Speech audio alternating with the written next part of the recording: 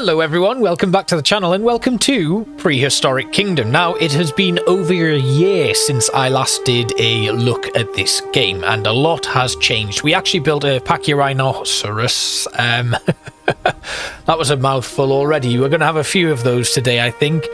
So yeah, it's been a very long time since I had a first look at this and a lot has changed. So we are diving into the challenge mode of the game and we are going to build our first habitat in this first episode. We're going to then expand this zoo as we go. So our first habitat will probably be a smaller, little known dinosaur, and we'll start making our way up to some of the larger and more popular species as we go, as well as putting in some decorative touches, some shops and things, just as I start to familiarize myself with the build tools and what we've got at our disposal. So let's dive into our speed build, and as usual, I'll talk a lot more about the game and what is planned for this series, I guess, that will run alongside Planet Zoo. So one of the biggest game changes in Prehistoric Kingdom is that you don't need to use paths. If you put flat floor pieces down and other things, guests can just walk on those instead of your paths. But for the purpose of this build and just refamiliarizing with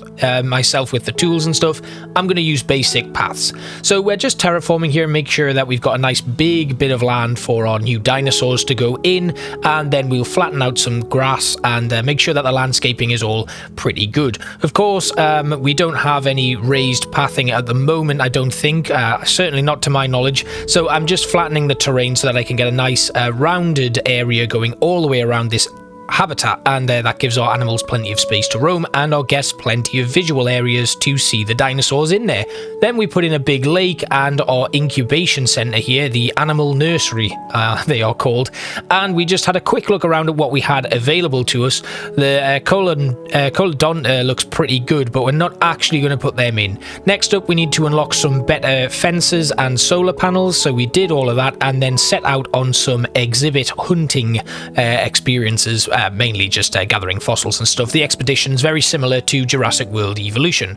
So it's dark now and we have actually unlocked a couple of exhibit animals, very similar to Planet Zoo. I tried to fit them in on this area, but because the way that the terrain kind of headed upwards, I decided to then put them over here by the entrance so that our guests could walk around, have a look at the dinosaurs in the larger enclosure, and then the smaller exhibit-based animals that are in here.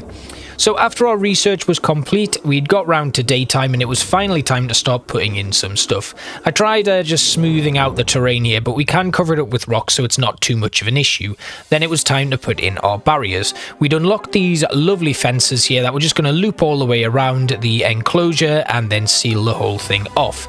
And I was going to go with the Colodonta, but we decided in the end the Protoceratops was probably going to be the best one to go in with here. They're smaller, so we can have a lot more land in there for them. And then I played around with some of the prefabs. Now I really like this backstage animal area here, so this is the one that we end up using. Now there is a feeder on the inside of this, which means our guests are going to be able to walk through that door and see the Protoceratops being fed. So we just adjusted our barriers so that we had some null barriers in there, and then we have our basic fences. You can see the feeding area just there as we sweep on through, and then I made a couple of adjustments just increasing the height of the whole area, and then we made some adjustments. Now this is the next tool that I think is amazing about it. It's the scaling tool. You can take a piece and scale it up, down, make it thicker, wider, and we just created a little platform on the outside of the building here, then smoothed some of the terrain off and started putting in some rocks. Now the scaling tool works with pretty much everything, which is why you might find that if you are playing this for the first time, there aren't a lot of build pieces, but that's because you can scale up all of the pieces that we have available to us and create brand new rock formations and stuff using that.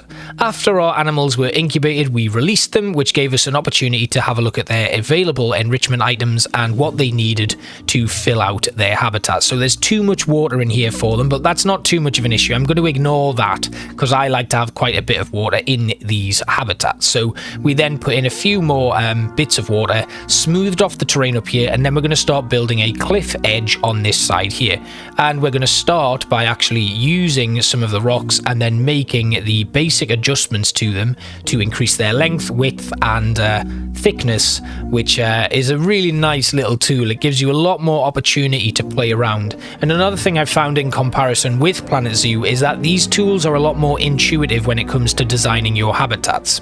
It's kind of a cross between both Planet Zoo and Jurassic World Evolution, where your foliage and stuff is like a blanket brush of foliage in some circumstances, and then you can bulk things out further with specific set pieces. Very much again like Planet Zoo and Jurassic World Evolution. The difference being here, our rocks can be adjusted in size, thickness, and they're very, very easy to place. As you can see here, we're very quickly getting this one done. And actually this video is a lot shorter than my usual kind of speed builds because everything just takes a lot less time to do here. Now obviously if I was going to be creating some custom barriers and custom backstage areas, this would probably take a lot longer, but to be getting back into the game and just readjusting and refamiliarizing myself with the tools, this was a really good start. And the Protoceratops is probably the best dinosaur species to do this with because they're small and they give us a nice little opportunity to experiment in our new habitat before we move on to something a little bit more large scale. Now you might remember I did the Pachyrhinoceros exhibit when I first had a little look at this, and it was much larger and a lot more in-depth. That's because I had a lot of time to play around with stuff, and this week unfortunately I don't, but I do want to just ease myself back into Prehistoric Kingdom because a lot's happened and a lot's changed with the game since I last played it, which was about a year ago like I've already mentioned. So coming back in, just getting used to things again, and then we'll probably start fleshing out this entire zoo and making some nice new structures and things, because this is one of those games where I'd quite like to be part of it from the ground up, and hopefully by the time the full release comes around I'll have a lot more experience in the game, and you'll be able to kind of track my progress in moving around and developing this zoo. So the rock work here was probably the main kind of thing, because we had this large rocky structure that pretty much envelops the whole area until our terrain evens out. I put in a couple of logs and stuff. It wasn't too like strenuous and stuff, and I wasn't trying to overdo it in here, but just get a feel of how everything works again. And I think it turned out really well. The one thing I do have to praise about this game is the realism, whereas Planet Zoo kind of has that cartoony feel to it, where your guests are all very cartoony and the animals look pretty realistic. But here, the guests are realistic, the terrain and foliage is all incredibly grounded in realism.